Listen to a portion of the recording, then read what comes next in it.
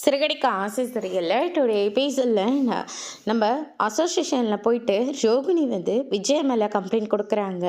என்னை ஃபோன் பண்ணி வர சொல்லி என்னை அவங்க அடித்து கொடுமை பண்ணாங்க அப்படின்ற மாதிரி கம்ப்ளைண்ட் பண்ணியிருக்காங்க. அதனால் அசோசியேஷன்லேருந்து நம்ம விஜயாவை விசாரிக்கிறதுக்காக வராங்க.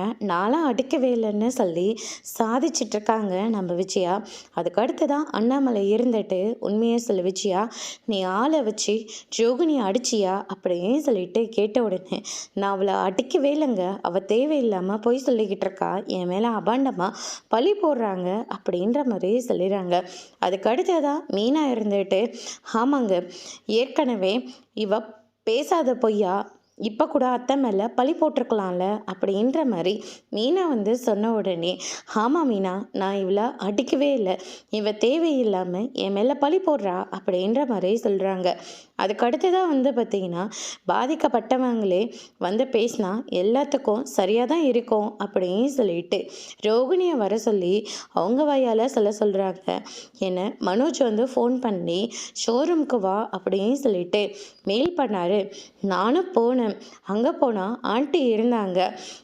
என் பிள்ளைக்கு உடனடியாக டிவோர்ஸ் கொடுத்துட்டு முகத்திலே முழிக்க கூடவே கூடாது, நீ உடனடியே விட்டு போயிரு அப்படின்னு சொல்லிட்டு என்னை அடிச்சுக்கிட்டே இருந்தாங்க. என்னால் வலி தாங்க முடியல, என்னை அடிக்காதீங்கன்னு சொன்னேன். ஆனால் இவங்க சொல்ல கேட்காம மனோஜை விட்டு போயிடுன்னு சொல்லி என்னை அடிச்சுட்டே இருந்தாங்க அப்படின்ற மாதிரி சொல்லிடுறாங்க.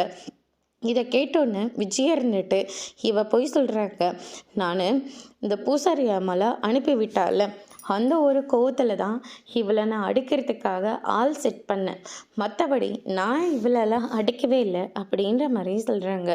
அதுக்கடுத்ததாக சந்தோஷ் அடித்தாங்களே அவங்களா அப்படின்னு சொல்லிட்டு முத்து கேட்கவும், ஆமாம் அப்படின்ற மாதிரி மனோஜ் சொல்லிடுறாங்க. நான் கோர்ட்டில் நான் பேசிக்கிறேன், அப்படி இல்லாட்டி ரோகிணிக்கு அவள் புருஷன் மனோஜ் கூட சேர்ந்து வாழணும்னு ஆசை, அந்த முடிவில் அவங்க தீர்க்கானமாக இருக்காங்க, மனோஜ் கூட சேர்த்து வச்சுருங்க, அப்படி இல்லாட்டி ஜெயில் கம்பியை தான் நீங்கள் எண்ண வேண்டியதாக இருக்கும் அப்படின்ற மாதிரி மிரட்டுறாங்க. விஜய் இருந்துட்டு, என்ன ஆனாலும் சரி, நான் இவளை என் பிள்ளை கூட சேரவே விட மாட்டேன் அப்படின்ற மாதிரி சொல்லிடுறாங்க. அப்படின்னா நான் உங்களை கோர்ட்டில் பார்த்துக்கிறேன் அப்படின்னு சொல்லிட்டு அங்கேருந்து அவங்க கிளம்பி போயிட்டே இருக்கிறாங்க. அதுக்கு அடுத்ததாக ரோகிணி இருந்துட்டு, ஒரு நிமிஷம் நான் மனோஜ் கூட பேசிக்கிறேன் அங்கிள் அப்படின்னு சொல்லிட்டு, மனோஜ், நீ எனக்கு என்ன கெடுதல் பண்ணாலே சரி, ஆனால் நான் உனக்கு எப்போவுமே நல்லது மட்டும்தான் பண்ணுவேன், உன்னை எனக்கு இப்போவும் ரொம்ப பிடிச்சிருக்கு Manoj, I love you Manoj அப்படின்ற மாதிரி சொல்லிடுறாங்க. ஆனால் மனோஜ்க்கு ரொம்பவே கோவம் வருது. அவங்க முகரை கூட பார்க்குறதே இல்லை. அங்கேருந்து ரோகிணி கிளம்பி விஜயவை மறைச்சிட்டு நக்கலாக அங்கேருந்து கிளம்பி போயிட்டுருக்காங்க. அதுக்கடுத்து தான் பார்த்திங்கன்னா, அவளுக்கு எவ்வளோ திமிர் இருந்தால் இப்போ திமிர் பார்வெல்லாம் பார்த்துட்டு போயிருப்பா அப்படின்ற மாதிரி சொல்லிக்கிட்டு இருக்காங்க. நீ வாயை மூடு விஜயா, நீயும் ஒரு பொம்பளை தானே, கொஞ்சமாவது உனக்கு மனசாட்சின்னு ஒன்று இருக்கா, ஒரு பொண்ணை வர சொல்லி இப்படி அடிக்க வச்சிருக்கே, அவளும் இப்போதைக்கு நம்ம வீட்டோட மருமக தான், 4 பேருக்கு தெரிஞ்சா அவங்க என்ன நினைப்பாங்க, உனக்கு என்ன சொல்லி புரிய வைக்கிறதுன்னு எனக்கு தெரியல அப்படின்னு சொல்லிட்டு அண்ணாமலை இருந்துட்டு விஜயாவை பிடிச்சி பயங்கரமாக திட்டிக்கிட்டு இருக்காங்க. மீனாவை முத்தவை இருந்துட்டு, இதை நம்ம லாயர்கிட்ட சொல்லலாம், இல்லாட்டி அந்த ரோகிணி வேறு ஏதாவது பிளான் பண்ணுவா அப்படின்ற மாதிரி சொல்லிடுறாங்க. அதனால் உடனடியாக லாயரை பார்த்து மீனாவை முத்தம் போய் பேசுகிறாங்க. நடந்த எல்லா விஷயத்தையும் சொல்லிக்கிட்டு இருக்காங்க. உன் மாமியாருக்கு கொஞ்சம் கூட அறிவே இல்லையா, யாராவது பொண்ணை போய் இப்படி சாட்டையால் அடிக்க வச்சுருப்பாங்களா, அது மட்டும் இல்லை அந்த அசோசியேஷன் லேடி பயங்கர லேடியாக இருப்பாங்க, அவங்கள பார்த்தா கோர்ட்டே மிரண்டு போய் நிற்கும், அவ்வளோ ஸ்ட்ராங்கானவங்க அவங்க இப்போ ரோகிணிக்கு சப்போர்ட் பண்ணி பேசினாங்கன்னா இதெல்லாம் ஒரு டிவோர்ஸ் கேஸே இல்லைன்னு சொல்லிட்டு தூக்கி போட்டுட்டு போயிட்டே இருப்பாங்க அப்படின்ற மாதிரி சொல்லிடுறாங்க. அவங்கள பார்த்து அந்த ரோகிணி எப்படிப்பட்டவன்னு சொல்லி புரிய வச்சா மட்டும்தான் உண்டு, அப்படி இல்லாட்டி அவ்வளோதான் அப்படின்ற மாதிரி சொல்லிடுறாங்க. அதுக்கடுத்து தான் மீனா முத்துவும் அவங்களுக்கு நாங்கள் எடுத்து சொல்லி ரோகிணி எப்படிப்பட்டவன்னு அவங்களுக்கு நாங்கள் புரிய வைக்கிறோம் அப்படின்ற மாதிரி சொல்லிடுறாங்க. அதுக்கடுத்து தான் பார்த்திங்கன்னா இந்த சைடு நம்ம பார்வதி விடுகதை சொல்லிக்கிட்டு இருக்காங்க. மீனா ஒரு விடுகதை சொல்கிறாங்க. உங்களுக்கு யூஸ் ஆன ஒரு பொருளை மற்றவங்க தான் அடிக்கடிக்க சொல்லுவாங்க. அது என்ன அப்படின்னு சொல்லிட்டு கேட்கவும், எனக்கும் தெரியல அப்படின்ற மாதிரி சிவன் வந்து சொல்லிக்கிட்டு இருக்காங்க. உங்களுடைய பேரு தான். ஆமா இல்ல, நம்ம பேரை நம்ம எப்பயாவது ஒரு தடவை தான் சொல்லுவோம்.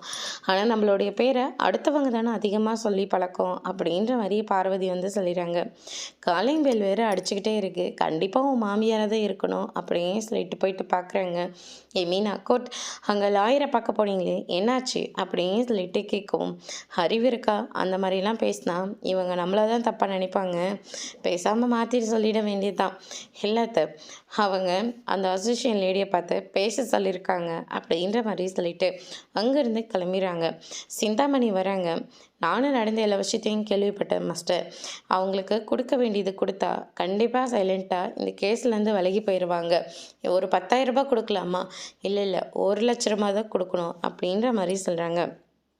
பார்வதி கிட்ட பணத்தை கேட்குறாங்க. பார்வதி இருந்துட்டு, இந்த மாதிரி கெட்ட விஷயம்லாம் பேசுகிறதா இருந்தால் என் வீட்டில் உட்காந்து பேசாதீங்க, நல்ல விஷயத்த பேசுகிறதா மட்டும் இருந்தால் இங்கே உட்காந்து பேசுங்க அப்படின்ற மாதிரியே சொல்லிடுறாங்க. விஜயா இருந்துட்டு, இந்த வீட்டு பக்கமே நான் இனிமேல் வரமாட்டேன் அப்படின்னு சொல்லிட்டு அங்கேருந்து கிளம்பிடுறாங்க. சிந்தாமணி, உங்களுக்காக நான் இருக்கேன் அப்படின்னு சொல்லிட்டு பணத்தையும் கொஞ்சம் கொடுக்குறாங்க. அதுக்கு அடுத்து தான் வந்து பார்த்திங்கன்னா இந்த சைடு நம்ம ஸ்ருதியோட ரெஸ்டாரண்ட்டுக்கு தான் விஜயா வராங்க. பின்னாடியே அசோசியேஷன் லேடியும் வராங்க. உங்களுக்காக தான் இந்த டேபிளை நாங்கள் புக் பண்ணியிருக்கோம், என்ன விஷயமா வர சொன்னீங்க? இப்படியெல்லாம் கூப்பிட்டா நாங்களாம் போயிட மாட்டோம், ஏதோ ரோகிணியோட விஷயன்றதுனால தான் நாங்கள் இவ்வளோ தூரம் வந்திருக்கேன், என்ன விஷயம் அப்படின்னு சொல்லிட்டு கேட்கவும், அந்த ரோகிணி எப்படிப்பட்டவனோ உங்களுக்கு தெரியல, நான் 3 மருமகளையும் ஒரே மாதிரியே தான் பார்க்குறேன். எங்கள் 2வது மருமக சாதாரண வீட்டு பொண்ணு தான், அவளவே நான் தலைமையில தூக்கி வச்சு கொண்டாடிட்டு இருக்கேன் அப்படின்ற மாதிரி சொல்கிறாங்க. இந்த பேச்செல்லாம் என்னால் காது கொடுத்து கூட கேட்க முடியல, நான் போகிறேன் அப்படின்னு சொல்லிட்டு ஸ்ருதி அங்கேருந்து கிளம்பிடுறாங்க. அதுக்கடுத்து தான் விஜயா வந்து பார்த்தீங்கன்னா ரோகிணியை பற்றி சொல்ல வராங்க. ரோகிணி என்னுடைய கிளைண்ட், அவங்கள பற்றி நீங்கள் என்ன சொன்னாலையும் அதை நான் கேட்க போகிறது கிடையாது அப்படின்ற மாதிரி சொல்கிறாங்க. அதுக்கடுத்ததாக கொஞ்சம் பணத்தை எடுத்து அவங்களோட ஹேண்ட்பேக்கில் வைக்கிறாங்க. அது விஜயாவுக்கு தெரியாமல் இவங்க வீடியோவும் எடுக்கிறாங்க. அதோட இன்னைக்கான எபிசோட் முடிச்சிருக்காங்க.